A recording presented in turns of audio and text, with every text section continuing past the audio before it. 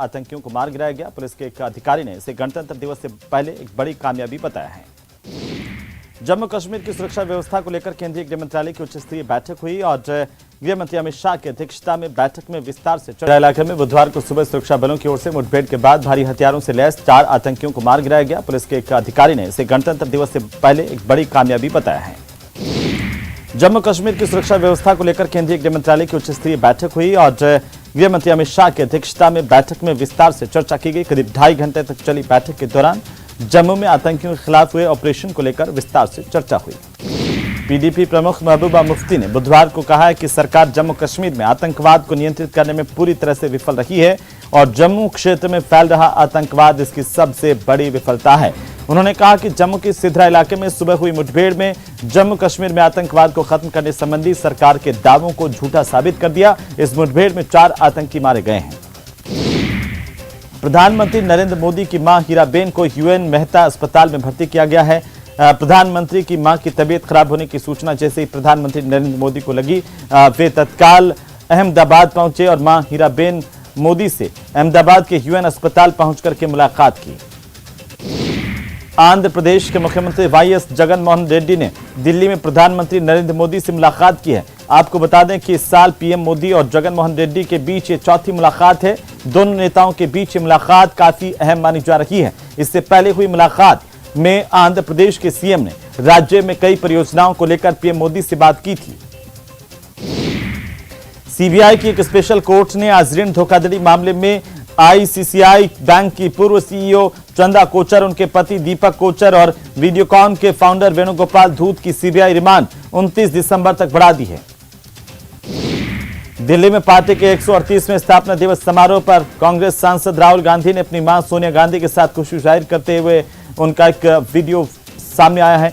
ऐसा पहला मौका नहीं है जब सार्वजनिक रूप से राहुल गांधी अपनी मां के साथ खुशी जाहिर कर रहे हैं। इससे पहले भी राहुल गांधी और सोनिया गांधी की कई तस्वीरें सामने आ चुकी हैं। कांग्रेस अध्यक्ष मल्लिकार्जुन खड़गे ने इस मौके पर कहा कि भारत जोड़ो यात्रा देश में बीजेपी की ओर से बनाए जा रहे नफरत के माहौल के खिलाफ लड़ने का प्रयास है। राहुल गांधी को एक नोटिस भेजा गया था जिसमें कहा गया था कि कोविड-19 के कारण इस तरह के आयोजन नहीं होने चाहिए, लेकिन पीएम कई सार्वजनिक कार्यक्रमों में शिरकत कर रहे हैं।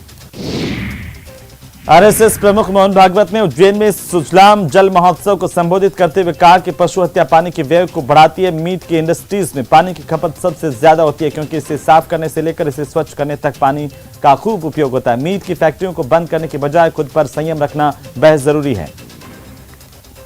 गुजरात विधानसभा चुनाव में बंपर जीत दर्ज करने के बाद बीजेपी के हौसले बुलंद है। पार्टी 2024 के लोकसभा चुनाव को लेकर फोकस कर रही है। इसी कड़ी में भारतीय जनता पार्टी के राष्ट्रीय अध्यक्ष जेपी नड्डा ओडिशा में और यहां उन्होंने एक जनसभा को संबोधित किया।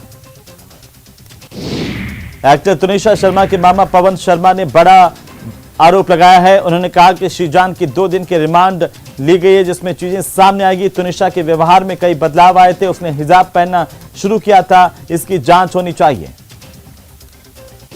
कांग्रेस पार्टी आज 137 साल की हो गई। कांग्रेस के स्थापना दिवस के मौके पर देश भर में कांग्रेस परिवार की ओर से कार्यक्रमों का आयोजन किया गया। जयपुर में पीसीसी अध्यक्ष गोविंद सिंह डोटासरा ने झंडारोहण करते हुए कार्यक्रम को संबोधित किया। पेपर लीक मामले पर सख्त रुख अपनाते हुए मुख्यमंत्री अशोक गहलोत ने कहा कि हमने विधानसभा में कानून पास किया है, जरूरत पड़ी तो कानून को और कड़ा करेंगे। मुख्यमंत्री अशोक गहलोत 29 दिसंबर को उदयपुर के दौरे पर पहुंच सकते हैं जहां वे 10वें अंचल स्तरीय जनजातीय प्रतिभा सम्मान और शिक्षक गौरव सम्मान समारोह में शिरकत करेंगे।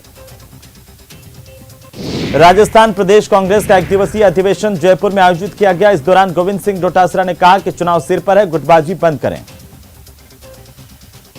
राष्ट्रपति द्रौपदी मुर्मू का पाली का दौरा तय हो गया है। राष्ट्रपति मुर्मू 4 जनवरी को पाली के नीमली गांव पहुंचेंगी और 18वीं राष्ट्रीय स्काउट गाइड जम्बूरी के उद्घाटन समारोह में शिरकत करेंगी।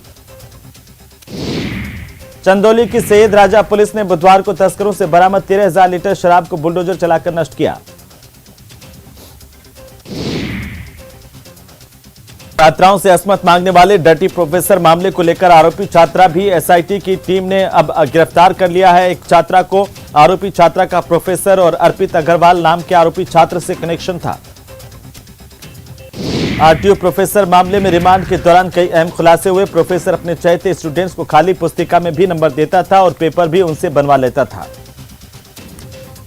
पेपर लीक मामले में रोज नए खुलासे हो रहे हैं। इसी कड़ी में पुलिस ने पूरे गिरोह के मास्टरमाइंड माने जाने वाले भूपेंद्र सारण की कथित प्रेमिका और पत्नी दोनों को पकड़ लिया है। दोनों से ही बड़ी मात्रा में अलग अलग विश्वविद्यालयों की फर्जी मार्कशीट डिग्रियां पाई गई हैं। दोनों के साथ कुल 6 लोग गिरफ्तार किए गए। भीलवाड़ा में महंत पर यौन शोषण और एसिड अटैक के आरोप लगे हैं और इसके बाद भीलवाड़ा के प्रमुख धार्मिक स्थल के महंत सरजू दास महाराज को पुलिस ने गिरफ्तार कर लिया है। उदयपुर में गोविंद पटेल नाम के युवक को कन्हैया की तरह से धमकी दी गई है, अलग अलग टुकड़े करने की। इस युवक को 15 जनवरी को सरतन से जुदा करने की धमकी मिली, जिसके बाद पुलिस एक्टिव हो गई है, केस दर्ज किया गया है। जयपुर के रामगढ़ रोड पर 2 गुटों में आपसी विवाद को लेकर झगड़ा हुआ। दोनों गुटों में जमकर पत्थरबाजी हुई है। कोटपुतली शहर में एसीबी की टीम ने बड़ी कार्रवाई की और पुलिस थाने के हेड कांस्टेबल शंकर सैनी को 7,000 रुपए की रिश्वत लेते रंगे हाथों गिरफ्तार किया।